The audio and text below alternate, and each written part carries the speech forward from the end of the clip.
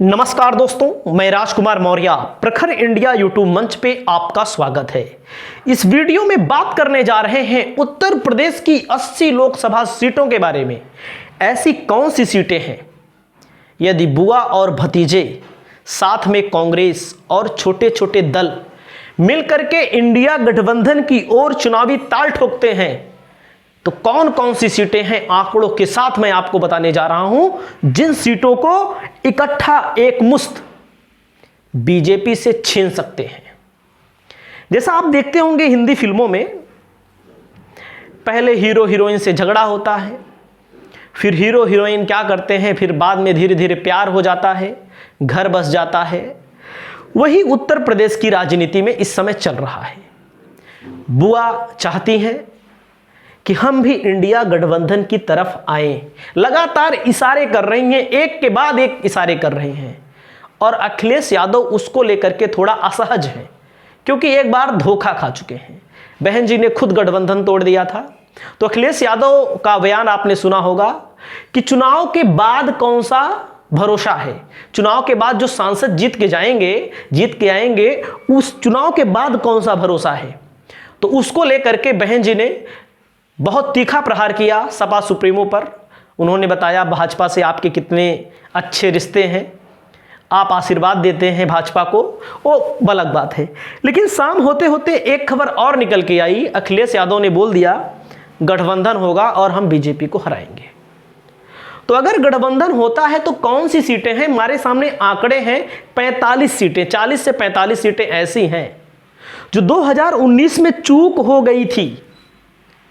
जहां पर 2019 में चूक हो गई थी, वहीं पर 2022 आते आते 2019 के चुनाव के बाद बहन जी ने ये आरोप लगा दिया था कि समाजवादी पार्टी का वोट ट्रांसफर नहीं हुआ, हमारा वोट ट्रांसफर हो गया।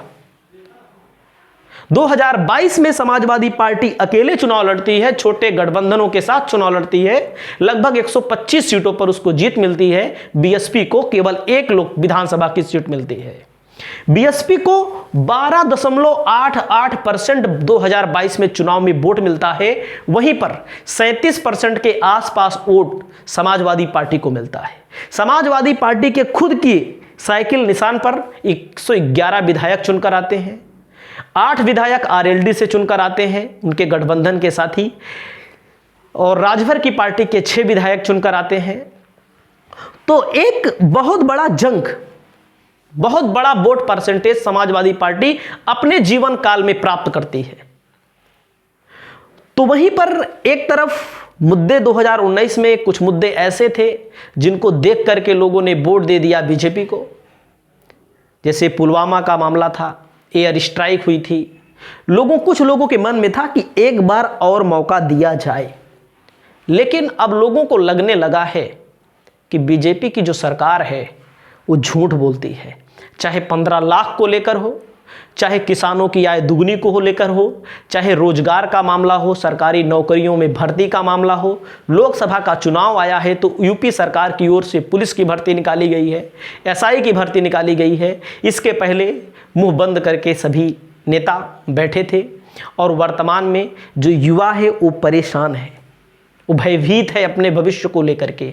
दलित वर्ग नाराज है बहन जी से कि अगर बहन जी गठबंधन नहीं करती हैं तो हमारा एक जो नेता है, जो नेतृत्व हमारा है, वो समाप्त हो जाएगा। वहीं पर जो उच्च वर्ग के लोग हैं वो भी चाहते हैं बदलाव हो, नहीं तो तानाशाही, चाइना जैसा रवैया यहाँ पर भी अख्तियार कर लेगी सरकार। तो कुछ हम आपके लिए सीटें निकाल कर लेकर आए हैं, जो सीटें हम एक एक करके आंकड़ों के जरिए हम आपको बता सकते हैं। वे सीटें कौन सी होगी, ये उत्तर प्रदेश का मानचित्र आप देख सकते हैं। कांग्रेस लड़ता है और बीएसपी लड़ती है और एसपी लड़ती है, छोटे मोटे दल लड़ते हैं। तो कुल मिलाकर के लगभग 52% वोट विपक्ष के पास है। लगभग 52% वोट एक मुश्त विपक्ष के पास है। तो एक एक लोकसभा सीटों को मैं आपको एक एक का आंकड़ा बताने जा रहा हूं। थोड़ा सा टाइम लग सकता है। तो मैं आपको बताऊं 2019 में जो चुनाव हार गए थे लोग, और 2024 में क्या होने वाला है। तो आपके सामने सबसे पहले आप नक्शा देख सकते हैं। 80 की 80 लोकसभा सीटें हैं। सबसे पहली बात हम करेंगे यहां पर सबसे पहली बात करेंगे यहां पर हम श्रावस्ती सीट की। ध्यान दीजिएगा, श्रावस्ती सीट, आपसे टाइम भले ले रहे हैं। श्रावस्ती सीट पर बीजेपी जो चुनाव जीती थी 5320 वोटों से जीती थी। अगर बीजेपी चुनाव यहां जीत गई थी बहुत कम मार्जिन से, मान सकते हैं 2 ग्राम सभा, मैक्सिमम 2 ग्राम सभा का वोट इनको ज्यादा मिल गया था। अगर विपक्ष अपनी कील कांटे दुरुस्त कर ले, भाई कांग्रेस भी अलग लड़ा था, तो कांग्रेस आपकी साथ है, सपा अगर साथ आ जाती है, बसपा साथ आ जाती है, और उसके अलावा छोटे दल आ जाते हैं, तो आप समझ सकते हैं ये सीट बीजेपी से छीनी जा सकती है। 2019 में चरम था, एक चरम होता है, एक चरम सीमा होती है शिखर पर चढ़ने की, उसके बाद नीचे आना स्वाभाविक है। जैसे आप देखते होंगे टमाटर का रेट बढ़ा, प्याज का रेट बढ़ा, दाल का रेट बढ़ा, उसके बाद वो नीचे ही आता है, चाहे 2 कदम आए चाहे 4 कदम नीचे आए, तो श्रावस्ती सीट बीजेपी के खाते से चली जाएगी। दूसरी सीट हम बात करते हैं बहराइच सीट। कील कांटे दुरुस्त करने पड़ेंगे। बहराइच सीट भी बीजेपी चुनाव 2019 में जीत गई थी। ये सीट भी बीजेपी चुनावी हार का सामना करने जा रही है। 2019 के चुनाव की बात कुछ और थी, 2024 की बात कुछ और है। उसके बाद हम बात करते हैं नगीना सीट। नगीना बीएसपी चुनाव जीती थी। इस बार चंद्रशेखर रावण ने ऐलान कर दिया है हम चुनाव यहां से लड़ेंगे, और समाजवादी पार्टी ने समर्थन देने का भी ऐलान कर दिया है कि हमें आपको समर्थन देंगे। ये सीट ध्यान से, तीसरे नंबर पे मैंने आपको बता दिया। चौथे नंबर पे मैं आपको बताना चाहता हूं बांदा। चौथे नंबर पे थोड़ा सा समय लेंगे आपसे। चौथे नंबर पे आप आ जाइए बांदा। बांदा सीट पे मामला पड़ता है। चौथे नंबर पे बांदा सीट का जो मामला पड़ता है, यहां से आर.के. पटेल बीजेपी की तरफ से लड़े थे, पटेल साहब, और गुप्ता जी जो लड़े थे समाजवादी पार्टी की तरफ से। उल्टा गेम हुआ था यहां पर। गुप्ता का वोट किसका वोट है आप जानते हैं, हमसे बेहतर आप जानते हैं।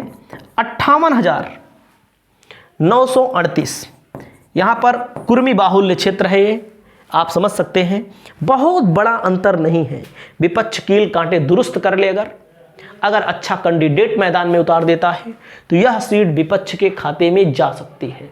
अब आप समझ सकते हैं इंडिया गठबंधन कौन सी सीट, बांदा की सीट को भी जीतने में कामयाब हो सकता है। एक एक सीट का मैं हाल बता रहा हूं। अब चलिए आगे, ठीक है। बांदा सीट के बाद हम आते हैं 5वें नंबर पर। 5वें नंबर पर आते हैं राबर्ट्सनगंज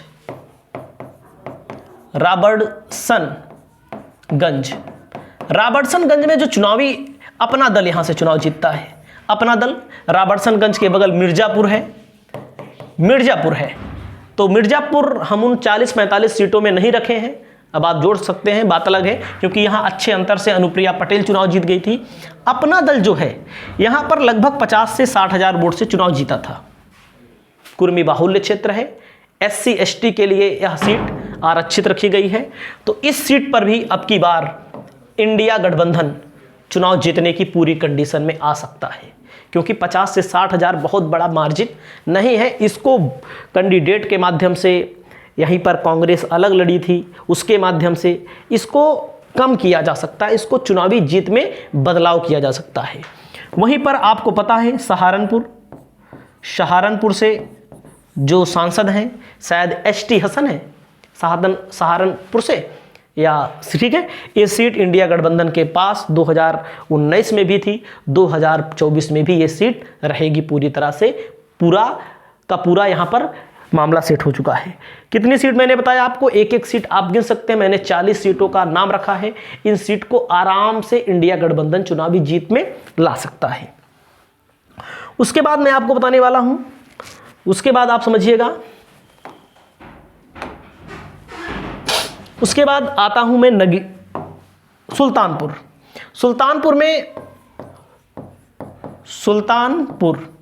सुल्तानपुर से जो चुनाव लड़े थे उनका नाम था चंद्रभद्र सिंह। मेनका गांधी लड़ी थी बीजेपी की तरफ से। चंद्रभद्र सिंह जो चुनाव लड़े थे वो लड़े थे BSP की तरफ से। जो इनको हार होती है बहुत कम वोटों से, बहुत कम वोट का मतलब होता है 14,526 वोट। बीएसपी यहाँ कितने 14,526 वोटों से चुनाव हारी थी सिर्फ। अब आप ये समझ सकते हैं इस सीट पर किसकी दावेदारी इस बार मजबूत है, कौन कौन चुनाव जीत सकता है, हमसे बेहतर आप जान पाएंगे। उसके बाद अगली सीट में लेकर आता हूं, अगली सीट आती है बागपत।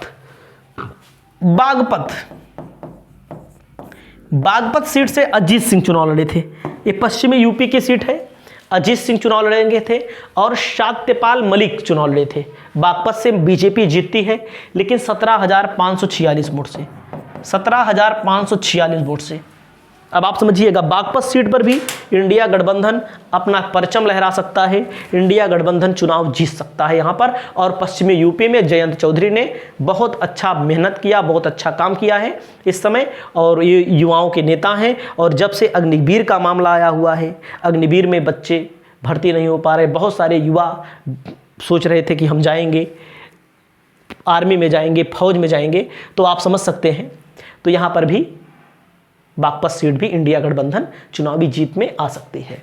उसके बाद आपको मैं बताना चाहता हूं रायबरेली। रायबरेली आप जान ही रहे हैं किसके खाते में जाएगी, अमेठी, रायबरेली। उसके बाद अमेठी इंडिया गठबंधन के खाते में पूरी तरह से 50,000, 55,000, 52,000 वोट कोई बहुत बड़ा मायने नहीं रखता है। इंडिया गठबंधन क्योंकि एंटी इनकम्बेंसी सांसदों के प्रति ज़्यादा होती है, सांसद का बहुत बड़ा क्षेत्र होता है। उसके बाद बात करता हूं सोनिया गांधी का क्षेत्र, मैंने बता दिया आपको, रायबरेली, अमेठी। उसके बाद मैनपुरी से डिंपल यादव चुनाव लेंगी। मैनपुरी से आप समझ ही रहे हैं, यहां पर भी इंडिया गठबंधन को हराने वाला कोई पैदा नहीं हुआ है, इसको ध्यान दीजिएगा, इंडिया गठबंधन। उसके बाद हम बात करते हैं मैनपुरी के बाद आ जाइए भदोही, 43,615 वोट। ध्यान दीजिएगा भदोही जो सीट थी, यहां पर 43,615 वोटों से बीजेपी चुनाव जीती थी। 46,615 वोट कितने वोट होते हैं? 43,615 वोट, समझिएगा। 43,615 वोटों से चुनाव यहां पर कौन जीता था? यहां पर जीता था भदोही में मिश्रा जी चुनाव जीते थे। अब आप समझिएगा, यहां पर एक मिश्रा हार गए चुनाव। ये भी सीट इंडिया गठबंधन के पाले में इस बार जा सकती है, लेकिन कील कांटे तो दुरुस्त करने भी पड़ेंगे, आप ये समझ सकते हैं। और झगड़ा जो है, झगड़ा राजनीति में झगड़ा होना, जो दिखता है वो होता नहीं है, जो होता है वो दिखता नहीं है, राजनीति का नियम है, आप जानते हैं। उसके बाद चंदौली में 13,900, चंदौली में जो चुनाव हुआ था 13,900 को आप 14,000 मान लीजिए। यहां पर इंडिया गठबंधन यानी कि अखिलेश और मायावती की जो जोड़ी थी वह मात्र 14,000 वोटों से पीछे रह गई। बड़े नेता चुनाव यहां से लड़ रहे थे। महेंद्र जो प्रदेश, चंदौली से महेंद्र नाथ पांडे जो बीजेपी के प्रदेश अध्यक्ष थे। अब आप समझिएगा 14,000 वोटों से कैबिनेट मंत्री वो थे, प्रदेश अध्यक्ष थे, वर्तमान में कैबिनेट मंत्री हैं। ये सीट चंदौली भी बीजेपी चुनाव हार जाएगी, ये नोट कर लीजिएगा। अगर कील कांटे दुरुस्त कर ले तो, हमें नहीं कह रहे हैं कि 100% हारी जाएगी, लेकिन कील कांटों को तो दुरुस्त करना पड़ेगा इनको। उसके बाद आगे बात करते हैं, हम आपको आगे बात करते हैं आंवला सीट। आंवला की जो लोकसभा सीट है, यहां पर यादव शायद चुनाव लड़ गए थे। यहां पर इस बार अनुमान है कि यहां पर अखिलेश यादव ने मौर्य को टिकट एक तरह से दे दिया है कि कोई ना कोई मौर्य यहां से चुनाव लड़ेगा। इस सीट पर स्वामी प्रसाद मौर्य की भी नजर है। इस सीट पर ऐसा लग रहा है संघमित्रा मौर्य भी चुनाव लड़ सकती हैं, कोई ना कोई मौर्य यहां से चुनाव लड़ेगा। यह सीट भी आसानी से जीत सकते हैं, एकदम आसानी से जीत सकते हैं, लेकिन यहां पर कश्यप जी चुनाव जीते थे। उसके बाद मैं आपको बता दूं बदायूं तो आप जानते हैं ना, बदायूं से संघमित्रा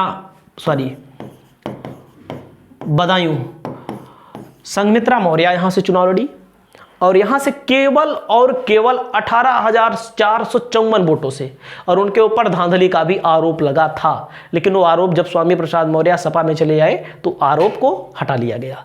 ठीक है, नेताओं का तो यही काम होता है ना, आप समझ रहे हैं। तो बदायूं सीट इस बार इंडिया गठबंधन, चाहे मायावती गठबंधन में आए ना आए, लेकिन अखिलेश यादव जीतने में कामयाब हो जाएंगे, इसकी आम चर्चा है। उसके बाद बाराबंकी, हम वही सीटों को लिया है मैंने जहां पर इंडिया गठबंधन, बाराबंकी में विधानसभा चुनाव होता है। इंडिया गठबंधन इस बार 2024 में इस सीट को भी जीतने में कामयाब हो जाएगा। इस सीट को भी जीता जा सकता है। कील कांटे दुरुस्त करें और गठबंधन होना जरूरी है। गठबंधन के पक्ष में बहुत सारे लोग हैं जो बीजेपी को हराना चाहते हैं, गठबंधन। उसके बाद बिजनौर, बिजनौर किसकी सीट है आपको पता होगा। बिजनौर से समाजवादी पार्टी, बिजनौर से बहन जी चुनाव लड़ चुकी हैं बहुत पहले। बहन कुमारी मायावती बिजनौर से चुनाव लड़ना चाहती हैं। बिजनौर पर भी इनकी नज़र है कि अपने भतीजे आकाश आनंद को चुनावी मैदान में उतार सकती हैं।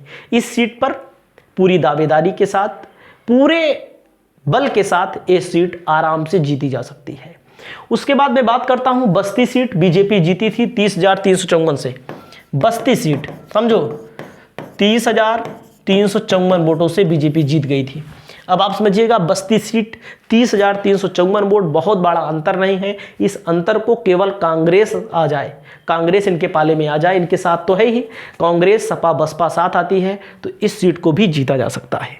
समझिएगा, इस सीट को भी क्या कर सकते हैं, जीत सकते हैं। उसके बाद आपको हम बताना चाहते हैं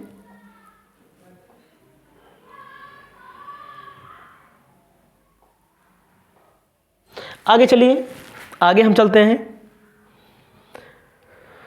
आगे वह कौन सी सीट होगी जहां पर इनका दावा मजबूत हो सकता है। अगली सीट हम आपको बताना चाहते हैं बाराबंकी। बाराबंकी मैंने बता दिया, बिजनौर बता दिया, बस्ती बता दिया, एटा। एटा का मामला मैं फिट करता हूं यहां पर। एटा यहां पर जो यादव जी चुनाव लड़े थे, ध्यान दीजिएगा, यादव का वोट बीएस सपा को मिलेगा। सपा की ओर से यादव चुनाव लड़े थे और उसके बाद सिंह साहब चुनाव लड़ गए थे। ठीक है, तो यहां पर मामला हुआ था इस सीट, एटा की सीट पर यह चर्चा है कि एटा सीट महान दल के खाते में जा सकती है। महान दल के खाते में एटा सीट जा सकती है। इस सीट पर अखिलेश यादव राजी भी हो गए हैं। एटा सीट पर महान दल के कैंडिडेट के तौर पे केशवदेव मौर्य चुनाव लड़ सकते हैं। उसके बाद बात करते हैं इटावा की। इटावा सीट पर, इटावा जो गढ़ रहा है अखिलेश यादव का, मैनपुरी के बगल ही इटावा पड़ता है। इटावा जो है 64,437 वोट से हारे थे, 64,437 वोट से। इस सीट को भी बीएसपी गठबंधन, समाजवादी गठबंधन चुनावी जीत में तब्दील कर सकता है। उसके बाद आते हैं फैजाबाद। फैजाबाद में आपको बताना चाहते हैं,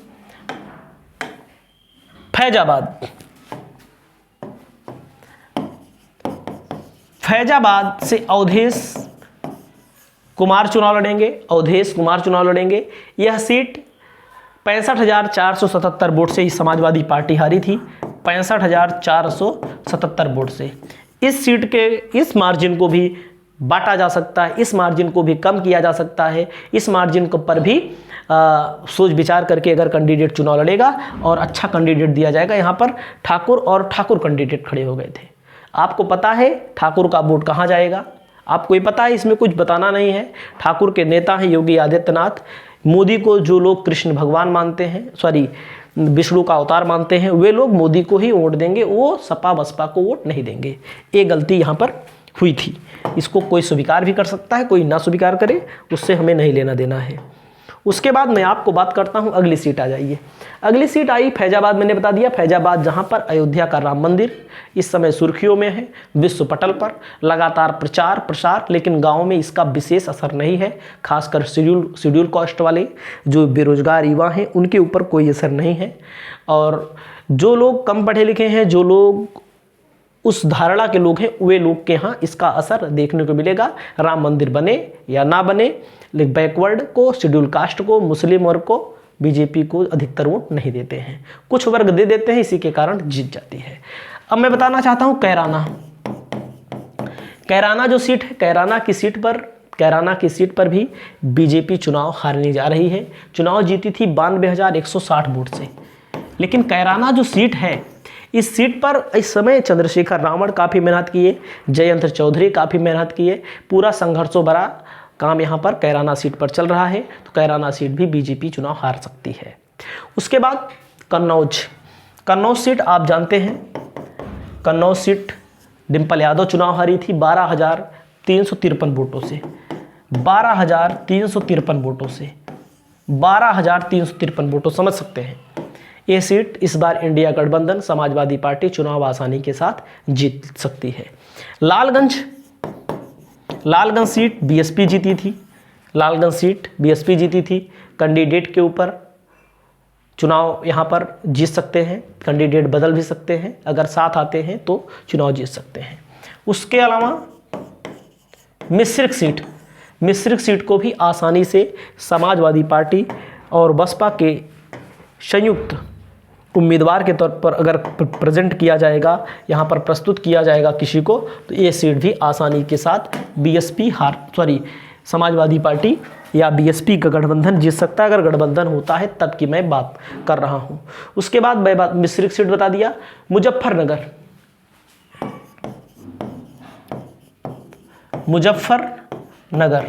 अब आप समझ सकते हैं मुजफ्फरनगर से जो चुनाव लड़े थे, आरएलडी हारी थी 6,526 वोट से, 6,526 वोट से। इसीलिए बीजेपी सपा बसपा के गठबंधन से घबराती है, समझ सकते हैं। आरएलडी चुनाव लड़ी थी, 6,526 वोट से आरएलडी यहाँ पर चुनाव हार गई थी। आपके सामने एक एक डाटा रख रहे हैं, एथेंटिक डाटा रख रहे हैं, कोई फर्जी चीज़ें नहीं रख रहे हैं। और उसके बाद रामपुर सीट समाजवादी पार्टी चुनाव जीती ही है। संभल सीट समाजवादी पार्टी चुनाव जीती ही है पहले से ही। सीतापुर सीट पर इस बार कड़ा मुकाबला होगा, अगर समाजवादी पार्टी बसपा का गठबंधन होता है, सीतापुर सीट भी समाजवादी पार्टी या बसपा के खाते में जा सकती है। उसके बाद मैं आपको बता दूं, मेरठ, सीतापुर मैंने बता दिया। संत कबीर नगर, प्रवीण निषाद, जो संजय निषाद हैं, जो आप देखते होंगे, जो निषाद हैं, जो पार्टी है संजय निषाद की, उनकी पार्टी से उनके बेटों को बीजेपी यहाँ अपने टिकट पर चुनाव लड़ाई थी और 35,749 वोटों से जीते थे, 35,749 वोटों से जीते थे। निषाद समाज का प्रतिनिधित्व करते हैं, लेकिन कितना प्रतिनिधित्व में फ़ायदा दिलवा पाए हैं बीजेपी से, वो कोई बता नहीं सकता। उसके बाद डुमरियागंज सीट भी इस बार चुनावी जीत समाजवादी पार्टी और बसपा का गठबंधन होता है तो मिल जाएगी, क्योंकि बहुत सारी चीज़ें ऐसी हैं जो इस समय लोगों के मन में हैं। उसके बाद मैं बता रहा हूँ मेरठ सीट 4,729 मेरठ सीट पर 4,729 वोट से यहाँ पर बीजेपी चुनाव जीती थी। इस सीट को भी इंडिया गठबंधन, मायावती अखिलेश कांग्रेस का गठबंधन, मेरठ सीट पर कांग्रेस अलग लड़ी थी। आप समझ सकते हैं, कांग्रेस का वोट, समाजवादी पार्टी का वोट, बसपा का वोट, साथ में केमिस्ट्री सेट कर दी जाए तो इस सीट पर भी चुनाव जीत आसान हो जाएगी और इस सीट को भी आसानी से जीत सकते हैं। उसके बाद मैं प्रतापगढ़ की बात करता हूँ। प्रतापगढ़ में समाजवादी पार्टी ने अपना कैंडिडेट दे दिया है। समाजवादी पार्टी ने प्रतापगढ़ से अपना कैंडिडेट दिया है शिवपाल सिंह पटेल को। शिवपाल सिंह पटेल चुनावी जीत आसानी से पार पा जाएंगे, आराम से पा जाएंगे। उसके बाद मैं आपको बता दूं, ये सीट इस बार समाजवादी पार्टी आसानी जीत सकती है। बसपा का गठबंधन हो जाता है तो और फायदा होगा। उसके बाद यहीं पर मैं बात करता हूं फर्रुखाबाद,